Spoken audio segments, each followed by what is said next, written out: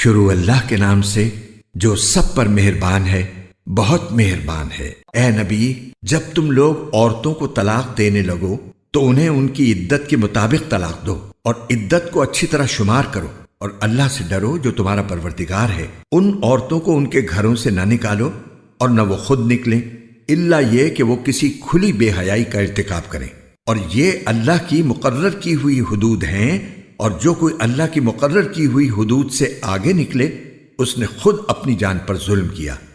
تم نہیں جانتے، شاید اللہ اس کے بعد کوئی نئی بات پیدا کر دے۔ پھر جب وہ عورتیں اپنی عدت کی میعاد کو پہنچنے لگیں تو تم یا تو انہیں بھلے طریقے پر اپنے نکاح میں روک رکھو یا پھر بھلے طریقے سے ان کو الگ کر دو، اور اپنے میں سے 2 ایسے آدمیوں کو گواہ بنا لو جو عدل والے ہوں، اور اللہ کی خاطر سیدھی سیدھی گواہی دو۔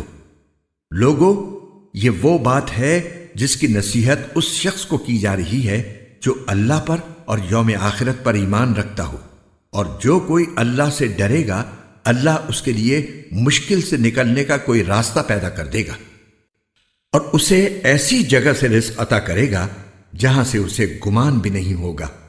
اور جو کوئی اللہ پر بھروسہ کرے تو اللہ اس کا کام بنانے کے لیے کافی ہے۔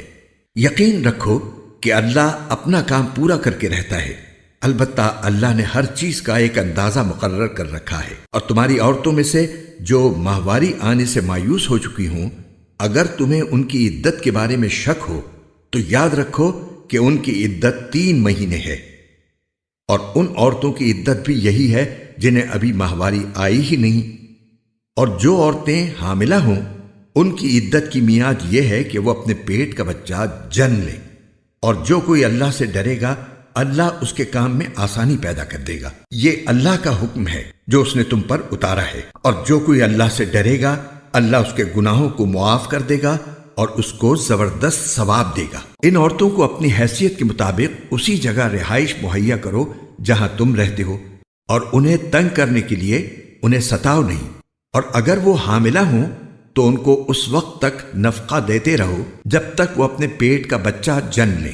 پھر اگر وہ تمہارے لیے بچے کو دودھ پلائیں تو انہیں ان کی اجرت ادا کرو، اور اجرت مقرر کرنے کے لیے آپس میں بھلے طریقے سے بات طے کر لیا کرو۔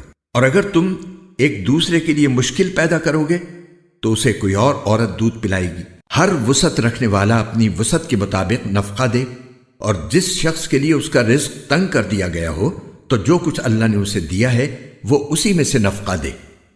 اللہ نے کسی کو جتنا دیا ہے اس پر اس سے زیادہ کا بوجھ نہیں ڈالتا۔ کوئی مشکل ہو تو اللہ اس کے بعد کوئی آسانی بھی پیدا کر دے گا۔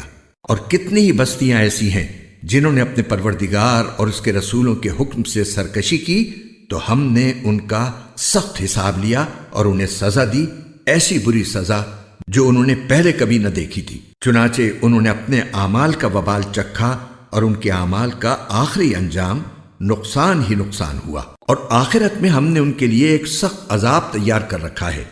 لہٰذا اے عقل والو، جو ایمان لے آئے ہو اللہ سے ڈرتے رہو۔ اس نے تمہارے پاس ایک سراپا نصیحت بھیجی ہے، یعنی وہ رسول جو تمہارے سامنے روشنی دینے والی اللہ کی آیتیں پڑھ کر سناتے ہیں، تاکہ جو لوگ ایمان لائے ہیں اور جنہوں نے نیک عمل کیے ہیں ان کو اندھیروں سے نکال کر روشنی میں لے آئیں۔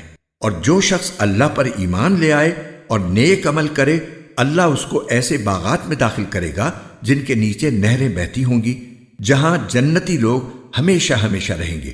اللہ نے ایسے شخص کے لیے بہترین رزق طے کر دیا ہے۔ اللہ وہ ہے جس نے 7 آسمان پیدا کیے اور زمین بھی انہی کی طرح۔